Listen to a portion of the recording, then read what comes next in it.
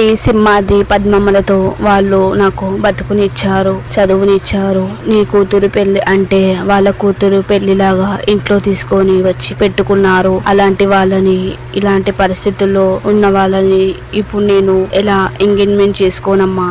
ఈ నిశ్చితార్థం నేను చేసుకోనమ్మా. ఎందుకంటే జ్యోతమ్మ నాకు ఎంతో చేసింది. ఇప్పుడు జ్యోతమ్మ చాలా బాధగా ఉంది. ఆ కోర్టు కేసులో పిటిషన్ కూడా వేశారు. ఇప్పుడు ఆ కోర్టు కేసులో ఏమొస్తుందో తెలియదు. ఆ అబ్బాయి ప్రాణాలకి బతుకుతాడో లేదో తెలియదు. ఆ అబ్బాయి అలా ఉన్నాడు. ఆ దేవుడి దయ వల్ల ఆ అబ్బాయి బతుకుతే ఆ శివయ్యని నేను మొక్కుతానమ్మా. ఇప్పుడు వాళ్ళు బాధతో ఉన్నారు. నా ఎంగేజ్మెంట్ వాళ్ళు చేసుకుంటే వాళ్ళు బాధతోనే ఉంటారు, కానీ హ్యాపీగా ఉండరు. నేను ఇక్కడ సంతోషంగా ఎంగేజ్మెంట్ చేసుకుంటే వాళ్ళు బాధపడుతూ ఉంటే నాకు ఎలా ఉంటుందమ్మా? ఈ కోర్టు కేసు తేలేంత వరకు, జ్యోతమ్మ ఈ కేసు నుంచి బయటపడేంత వరకు నన్ను ఇబ్బంది పెట్టొద్దమ్మా. నాయనా, నన్ను ఈ ఎంగేజ్మెంట్కి ఒప్పించొద్దు, తర్వాతనే నేను చేసుకుంటాను అని చెప్పి ఇక వెళ్ళిపోతూ ఉంటుంది. ఇక పద్మమ్మ సింహాద్రితో అయ్యో బిడ్డ ఏందిలా అన్నది అని అంటూ ఉంటుంది. బిడ్డ కరెక్టే అన్నది, మనకు లేని ఆలోచన బిడ్డకి వచ్చింది. ఇప్పుడు మనకి ఏం చెప్దాం అని పద్మమ్మ అంటూ ఉంటుంది. నేను 2 రోజులు ఆగమని చెప్తాను, ఆ తర్వాత అప్పటి వరకు ఈ కేసు తెలుతుంది కదా, అప్పుడు ఆలోచిద్దాం అని చెప్పి ఇక ఫోన్ తీసుకొని సింహాద్రి వెళ్తూ ఉంటాడు. ఇక జ్యోతి జీవన్తో మాట్లాడుతూ ఉంటుంది. నీకు ఇలా జరగడం నాకు బాధగా ఉందమ్మా. నేను ఈ యాక్సిడెంట్ చేశాను, కానీ నువ్వు నీ చేశానని చెప్పి ఒప్పుకున్నావు. నాకు చాలా థ్యాంక్స్ అమ్మా. నేను ఇది ఊహించలేను అని అంటూ ఉంటుంది. నేను ఊహించాను జీవన, నువ్వు ఆ రోజు గుడికి నేను తీసుకెళ్ళకుండా ఉంటే ఇదంతా జరిగేది కాదు. తప్పు నాదే. అయినా ఆ అబ్బాయికి ఎలా ఉందో తెలియదు. చనిపోతే నేను జైలుకి వెళ్ళాలి అని అంటూ ఉంటుంది. అప్పుడు జీవన, నన్ను క్షమించమ్మా, ఇదంతా నా వల్లే జరిగింది.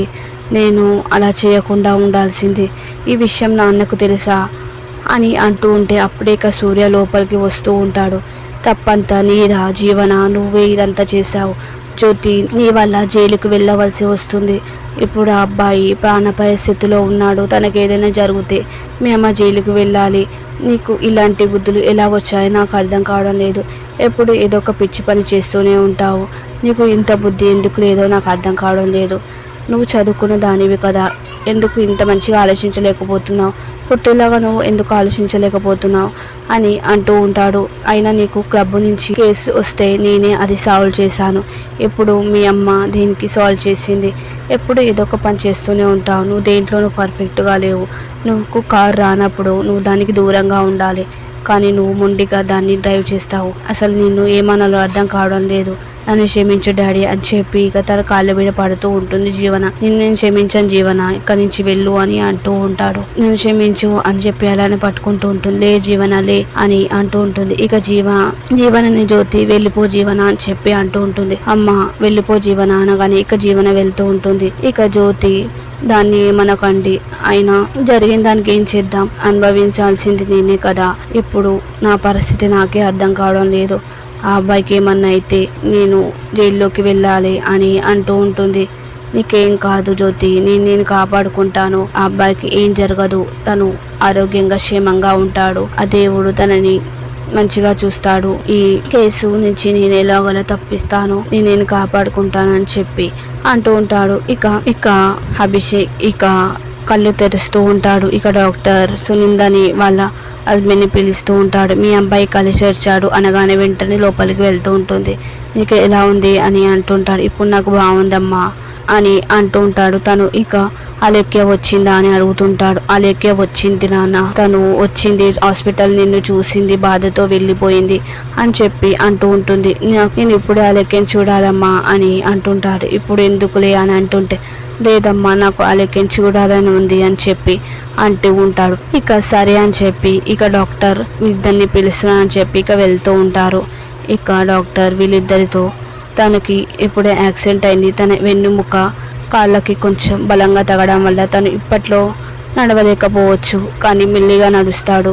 ఇప్పుడు తనని ఎలాంటి డిస్టర్బెన్స్ చేయకండి, తను ఇప్పుడైతే అవుట్ ఆఫ్ డేంజర్ అని చెప్పి అంటూ ఉంటాడు. ఇప్పుడు నాకు చాలా సంతోషంగా ఉందండి. నా కొడుకు బతికాడు, నా కొడుకు బతుకుతాడు, నాకు నమ్మకం ఉంది, ఇప్పుడు నాకు ఆనందంగా ఉందని చెప్పి అంటూ ఉంటుంది. ఇక ఇక్కడ గౌరీ ప్రసాద్ సూర్య మాట్లాడుకుంటూ ఉంటారు. ఇక ఇదంతా చాటున ఇందుమతి యామిని వింటూ ఉంటారు. జ్యోతి కేసు గురించి మాట్లాడుకుంటున్నారు అని చెప్పి అనుకుంటూ ఉంటారు. ఇక జ్యోతి సిఐ గారికి కాల్ చేశారని చెప్పి ఇక సూర్యకి ఫోన్ ఇస్తూ ఉంటుంది. చెప్పండి సిఐ గారు అని చెప్పి అంటూ ఉంటారు. ఇక వెంటనే మీకు గుడ్ న్యూస్ చెప్పడానికి ఫోన్ చేశాను సూర్య గారు అని అంటూ ఉంటాడు. ఆ అబ్బాయి బతికాడు, తనకి అవుట్ ఆఫ్ డేంజర్ అంట, డాక్టర్ చెప్పారని చెప్పాను. కానీ ఇక సురేష్ చాలా సంతోషపడుతూ ఉంటాడు. అవునా, ఆ అబ్బాయికి ఇప్పుడు ఎలాంటి ప్రమాదం లేదా, ఇప్పుడు నాకు మంచి గుడ్ న్యూస్ చెప్పారు, ఆ అబ్బాయికి ఎలా ఉంటుందో ఏమో అని నాకు చాలా భయం వేసింది అని అంటూ ఉంటాడు. ఇక ఇన్స్పెక్టర్ పోలీస్, మీరు ఇప్పుడు అబ్బాయి బతికాడు కాబట్టి ఒకసారి మీరు వాళ్ళతో మాట్లాడితే కాంప్రమైజ్ అయ్యే పరిస్థితులు కనిపిస్తున్నాయి, ఒకసారి మీరు వెళ్ళి మాట్లాడండి అని అంటుంటే ఇక సూర్య, ఇప్పుడు మేము వెళ్ళి మాట్లాడితే వాళ్ళు స్వలోకి వచ్చి మాట్లాడారని అనుకుంటారు, ఒకసారి మీరు మా తరపున మాట్లాడండి, వాళ్ళు ఒప్పుకుంటారని నమ్మకం నాకుంది అని సూర్య అంటుంటే ఇక సరే అని చెప్పి ఇక పోలీస్ అంటూ ఉంటాడు. ఇక సూర్య గౌరీ ప్రసాద్కి జ్యోతికి అందరికీ ఈ విషయం చెప్తూ ఉంటాడు. ఆ అబ్బాయి స్వలోకి వచ్చాడు, తనకి ఎలాంటి ప్రమాదం లేదు ఇప్పుడు అని అంటూ ఉంటే ఇక సంతోషపడుతూ ఉంటారు అందరూ. ఇప్పుడు నాకు చాలా సంతోషంగా ఉంది జ్యోతి అని అంటూ ఉంటుంది. ఇక జీవన కూడా మనసులో అమ్మాయ ఇప్పుడు నాకు ఆనందంగా ఉంది, లేకుంటే నేను జైలుకి వెళ్ళాల్సి వచ్చేది అని మనసులో అనుకుంటూ ఉంటుంది. ఇక ఇదంతా కుట్టి వల్లే సాధ్యమైంది అని జ్యోతి అంటూ ఉంటుంది. కుట్టి తనని కాపాడడం వల్ల ఇదంతా జరిగింది, అంబులెన్స్కి తను వెంటనే కాల్ చేయడం వల్ల ఆ అబ్బాయి బతికాడు అని చెప్పి ఇక ఆనందపడుతూ ఉంటుంది జ్యోతి. ఇక కుట్టి బాధతో చిట్టితో మాట్లాడుతూ ఉంటుంది. అమ్మ హాస్పిటల్లో అలా బాధపడడం నాకు ఇంకా బాధాకరంగా ఉంది అని చెప్పి అంటుంటే ఇక జ్యోతి అప్పుడే కుట్టి దగ్గరికి వచ్చి కుట్టి అని పిలుస్తూ ఉంటుంది. ఆ అబ్బాయి బతికాడు కుట్టి అనగానే కుట్టి చాలా సంతోషపడుతూ ఉంటుంది. అవునా, అయితే ఈ కేసు నుంచి ఇప్పుడు నీకు ఎలాంటి సమస్య లేదు కదా జ్యోతమ్మ అని అంటుంటే, లేదు కుట్టి, ఇప్పుడు వాళ్ళు ఏమంటారో తెలీదు, ఇప్పుడు ఆ అబ్బాయి స్లోలోకి వచ్చాడు, కానీ ఆ కేసు నుంచి వాళ్ళు కాంప్రమైజ్ అవుతారో లేదో ఒకసారి వెళ్ళి మాట్లాడాలి అని చెప్పి అంటుంటే ఇక మనసులో అవునా అని చెప్పి అనుకుంటూ ఉంటుంది. ఇక ఇందుమతి వంశీ ఇద్దరు మాట్లాడుకుంటూ ఉంటారు. నేను ఈ కేసు ఎంతో ఊహించాను, తను చనిపోతే ఆ అబ్బాయి వదిన జైలుకి వెళ్తుంది అనుకున్నాను అని అంటూ ఉంటే వంశీ, జైలుకి వెళ్ళింది జ్యోతి కాదు జీవన అని అంటుంటే, ఏంటి జీవననా, అవును అనగానే అక్కడి నుంచి కుట్టి వస్తూ ఉంటుంది. ఇక వీళ్ళ మాటలు విని ఆగి వింటూ ఉంటుంది. ఏంటి జీవననా, అవును ఆ యాక్సిడెంట్ చేసింది జీవననే, ఆ రోజు డ్రైవ్ చేస్తూ తను మా ఫోన్ మాట్లాడుతుంటే స్టీరింగ్ తప్పి పక్కన ఉన్న అబ్బాయికి గుద్దేసింది, ఆ నేరాన్ని జ్యోతి తల మీద వేసుకుంది అని చెప్పగానే ఇప్పుడు చెప్తున్నావేంటమ్మా అని వంశీ అంటుంటాడు. అది నాకు నిన్ననే చెప్పింది, నేను బలవంతంగా అడిగితేనే చెప్పింది అని చెప్పి అంటుంటే ఇప్పుడు ఆ కేసు నుంచి ఇంకా తప్పిపోలేదు, ఎందుకంటే వాళ్ళకి కాంప్రమైజ్ కావాలి. ఇప్పుడు జీవనని జ్యోతిని ఇద్దరిని ఇంట్రోగేషన్ చేసేటప్పుడు వాళ్ళకి ఇద్దరు సమాధానం ఒకటే ఉండాలి, లేదంటే వాళ్ళకి అనుమానం వస్తుంది అని చెప్పి వంశీ అంటూ ఉంటాడు. ఇక ఇదంతా కుట్టి విని, ఏంటి జీవన చేసిందా, నా అనుమానం నిజమైంది, ఇప్పుడు నేను ఏం చేయాలని చెప్పి ఇక వెళ్ళిపోతూ ఉంటుంది. ఇక అలేఖ్య వచ్చి తనతో మాట్లాడుతూ ఉంటుంది. ఇప్పుడు నీకు ఎలా ఉంది అనగానే ఇప్పుడు నాకు బాగుంది అని చెప్పి అంటూ ఉంటుంది.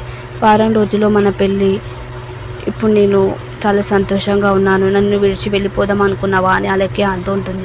నిన్ను విడిచి నేను ఎందుకు వెళ్తాను, నువ్వు వెళ్తే నేను కూడా నీతో పాటు వచ్చేదాన్ని అనగానే ఈ మాటలు నీకు సూట్ కావు అని చెప్పి అంటూ ఉంటాడు.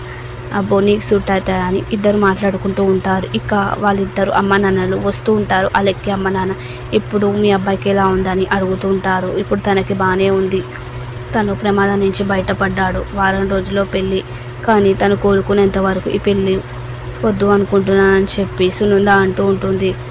ఇక తను ఇప్పుడే కొంచెం నడవలేడు అని చెప్పి సునంద అనగానే వాళ్ళిద్దరు మనసులో ఏదో అనుకుంటూ ఉంటారు. ఇక అవునా అని చెప్పి అంటుంటారు. ఇక ప్రోమోలో జ్యోతి సూర్య ఇద్దరు సునంద వాళ్ళ ఇంటికి వెళ్ళి మాట్లాడుతూ ఉంటారు.